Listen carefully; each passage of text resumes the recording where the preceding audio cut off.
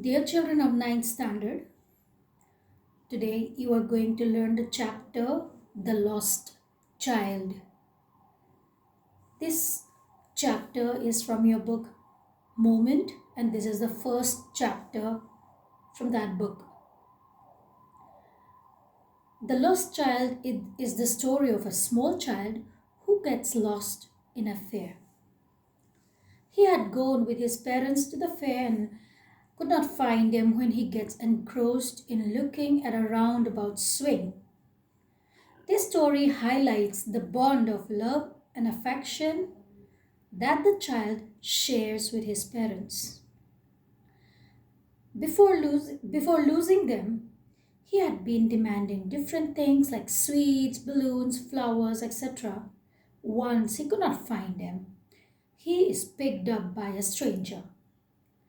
The stranger tries to quieten the child by offering him all these things that he had demanded from his parents, but the child does not want them anymore. He wants his parents only. Children, from this chapter, you are going to learn so many things that you can apply in your life. How to be respectful and how to be obedient, and the importance of being obedient.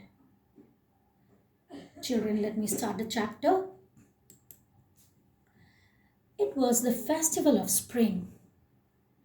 From the wintry shades of narrow lanes and alleys emerged a gaily clad humanity. Some walked, some rode on horses, others sat being carried in bamboo and bullock carts. One little boy ran between his father's legs, brimming over with life and laughter.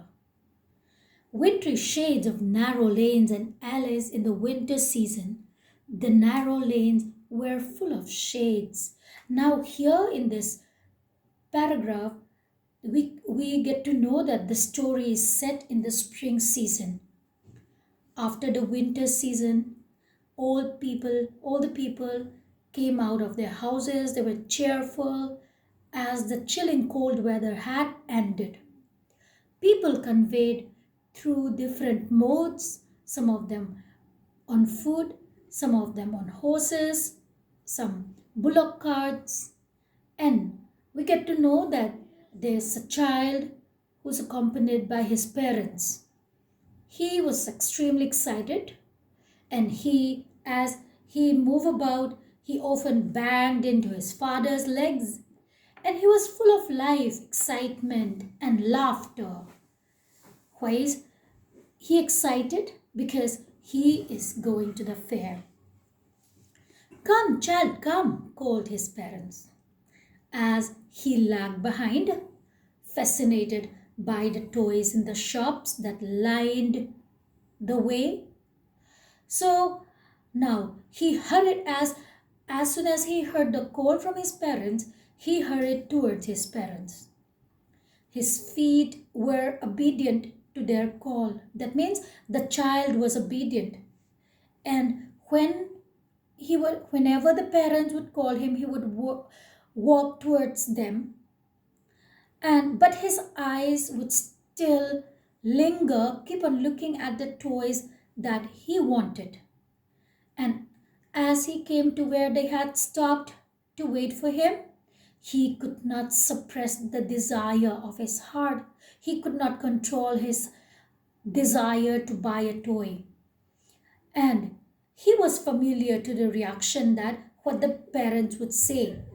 He knew that the parents would say no. And the cold stare of refusal in their eyes, he knows. So he knew that they would stare him indicating denial to buy him the toy. Now the child knew the emotionless in which way they would stare at him. I want that toy, he pleaded. He pleaded, note the word pleaded. He's requesting, not demanding. Now his father looked at him red-eyed in his familiar tyrant's way. What do you mean by a tyrant? A tyrant is a cruel and oppressive ruler.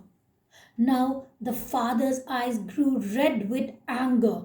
He looked at the child just like a cruel ruler who was trying to oppress him.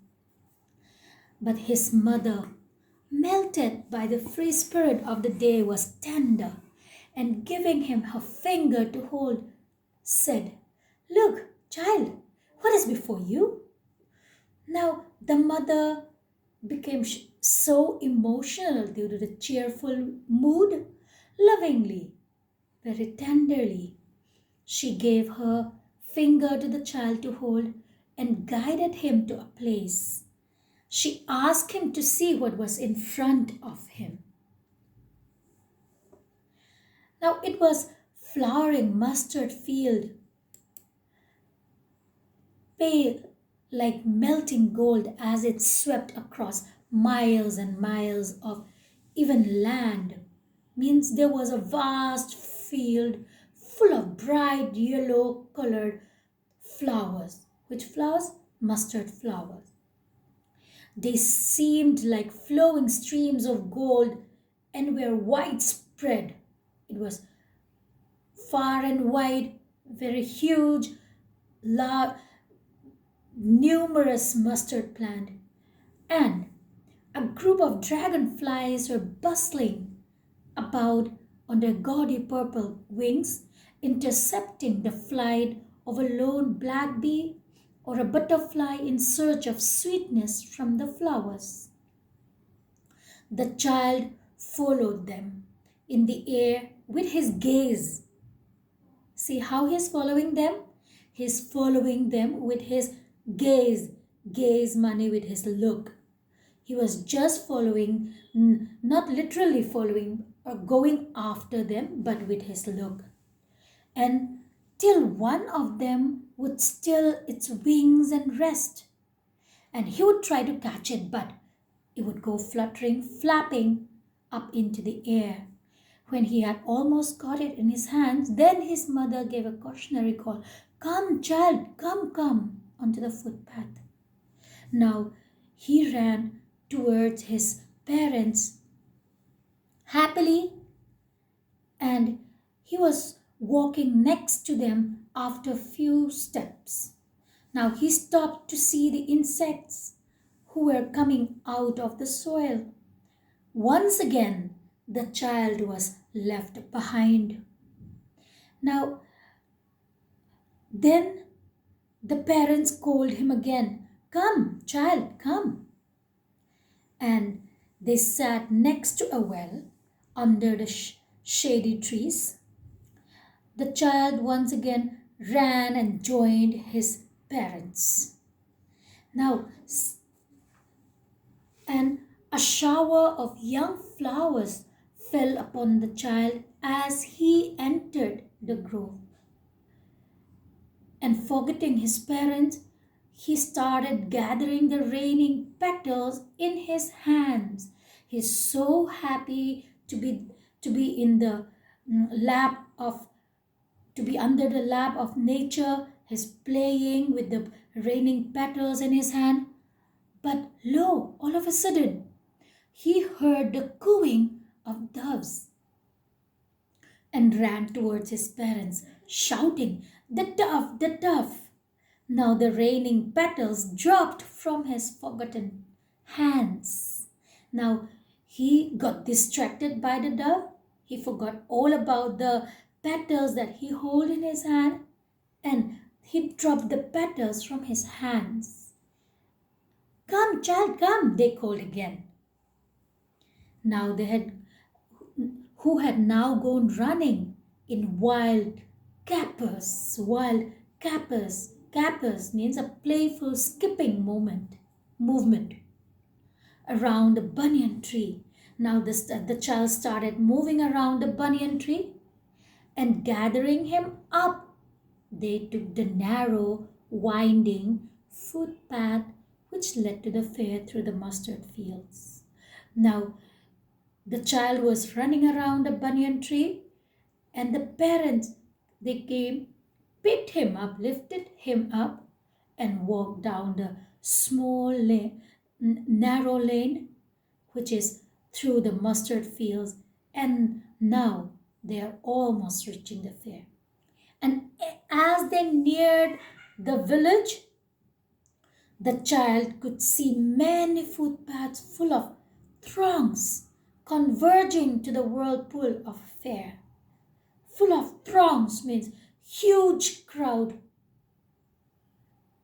number of people coming to the fair, and felt at once repelled and fascinated by the confusion of the world he was entering. Now he got attracted to the mind blogging crowd of humanity, people coming from all sides to the fair.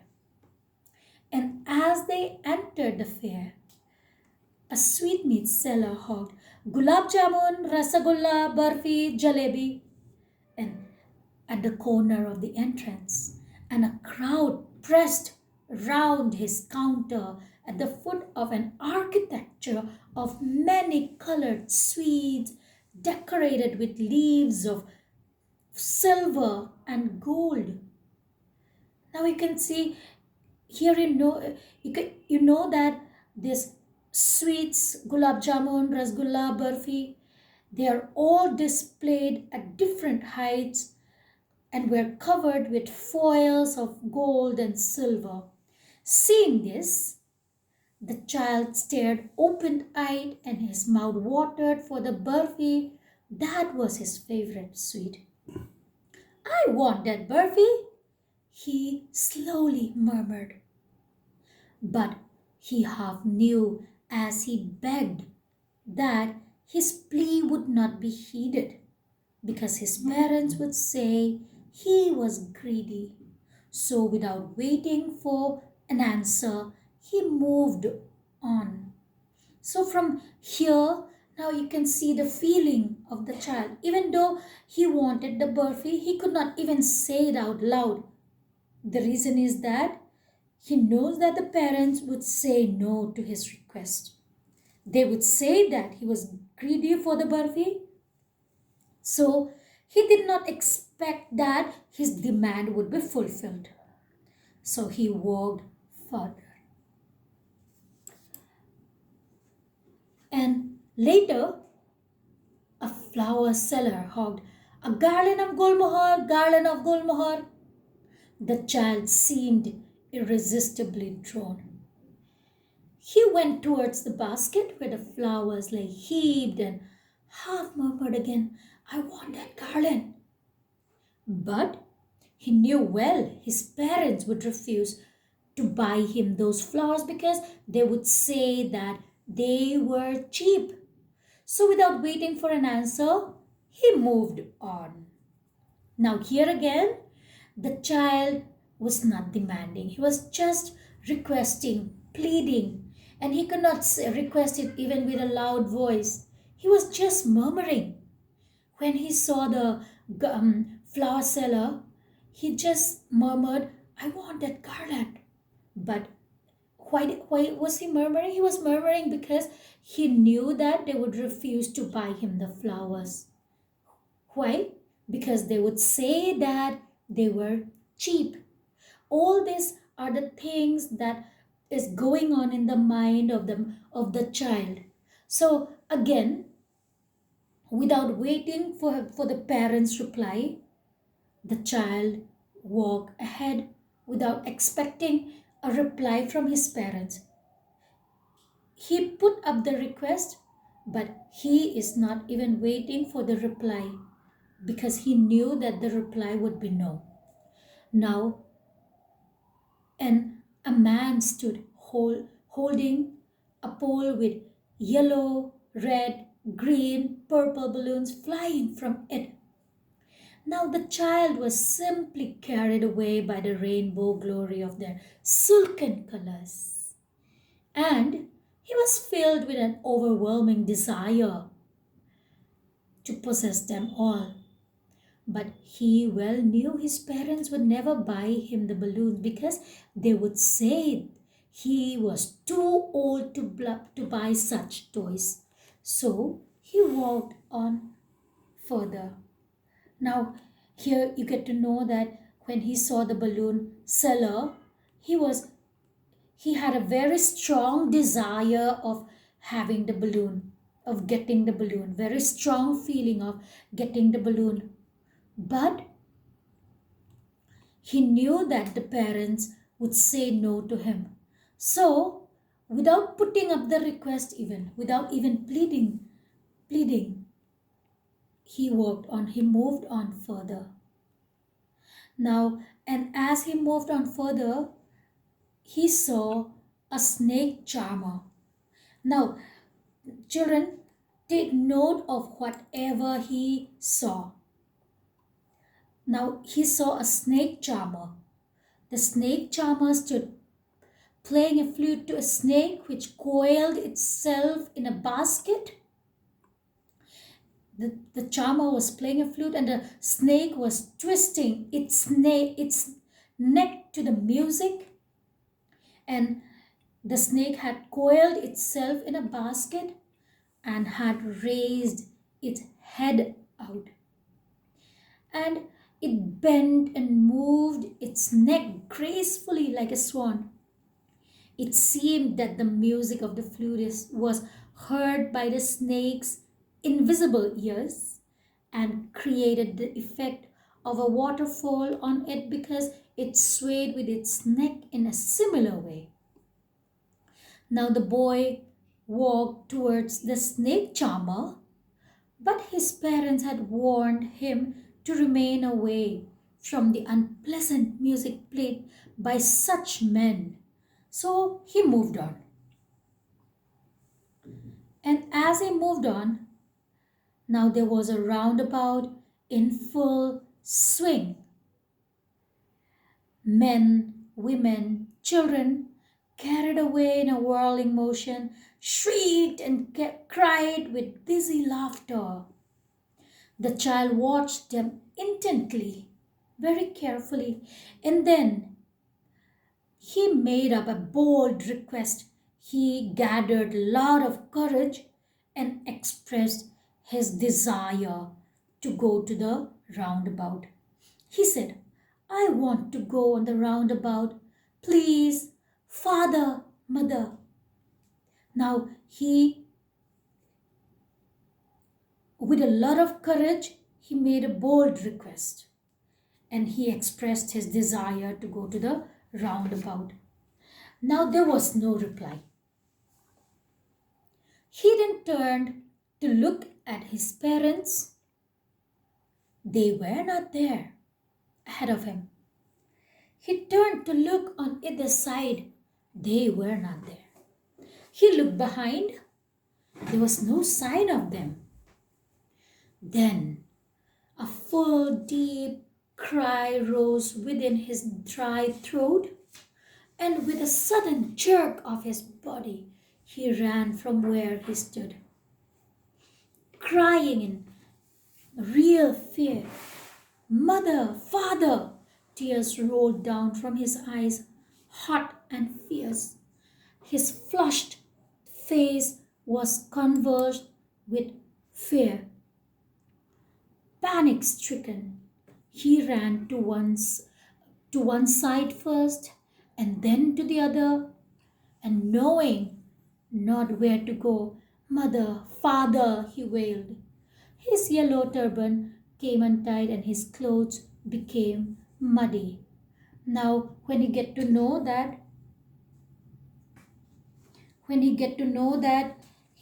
his parents were not with him, he started crying really loud, calling for his parents. He was full of fear. He was filled with fear, and tears started rolling down his cheeks.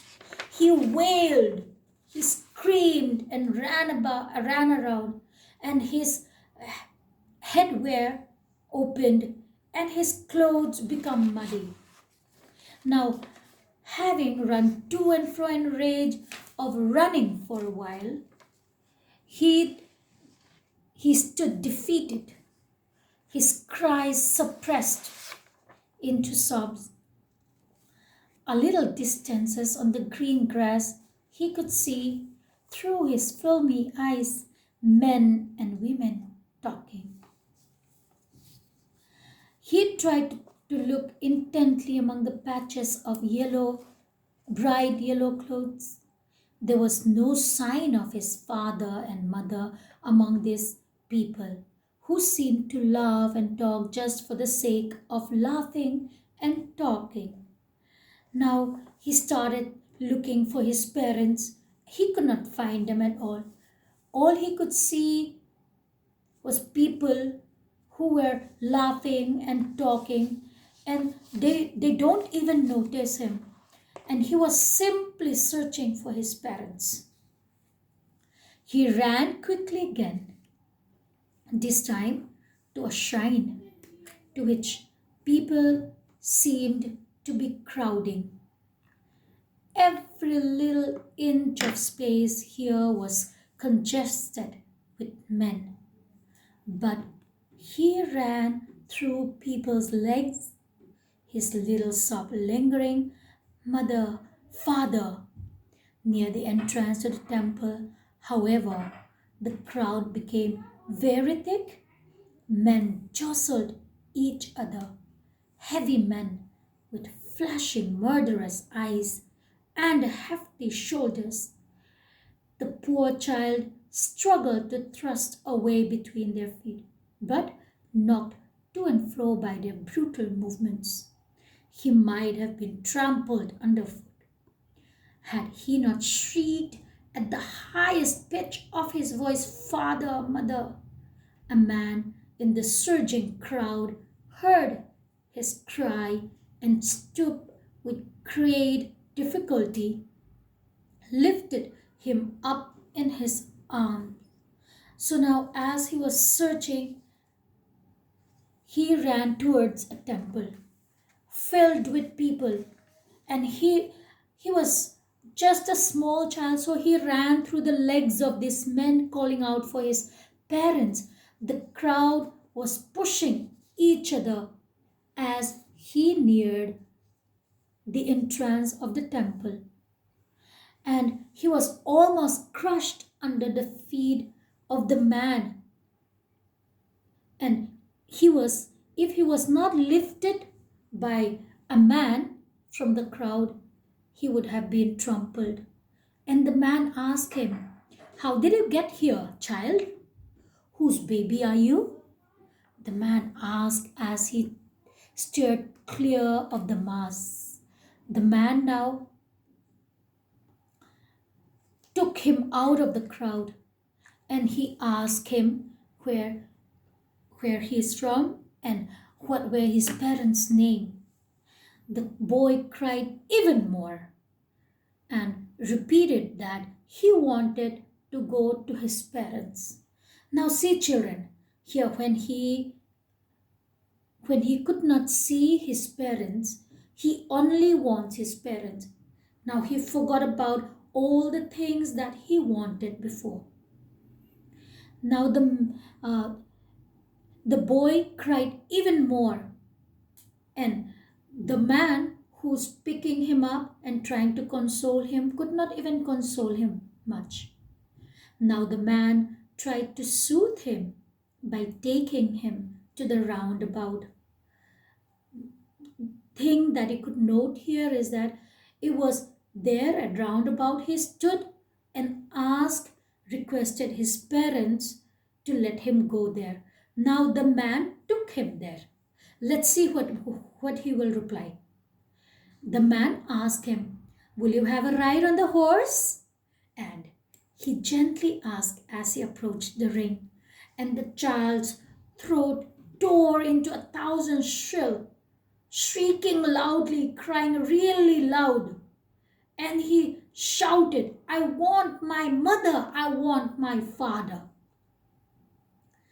Now the man who was trying to comfort him took him to the roundabout, and he wanted to be there a little moment ago. But now he doesn't have any interest in the roundabout. He doesn't want to be there anymore. He just wants his parents. And the man headed towards the place where the snake charmer still played on the flute to the swaying cobra. Now, after the roundabout, the man took him to the place where the snake charmer was playing music. And he said, "Child, listen to that nice music." He pleaded. He asked the child to listen to the nice music. And before, when he was with his parents, he was really interested in the music. He went towards the snake charmer. He was looking at the music. He was listening to the music and looking at the snake dancing. But now the child shut his ears with his fingers. See the change that has come about in the child.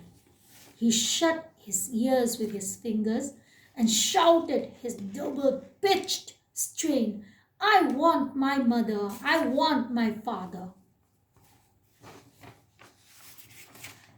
The man took him near the balloons now, thinking that the bright colors of the balloon would distract the child's attention and quieten him. And the man said, "Would you like a rainbow colored balloon?" he asked. The child now turned his face from the flying balloons and just sobbed, "I want my mother, I want my father."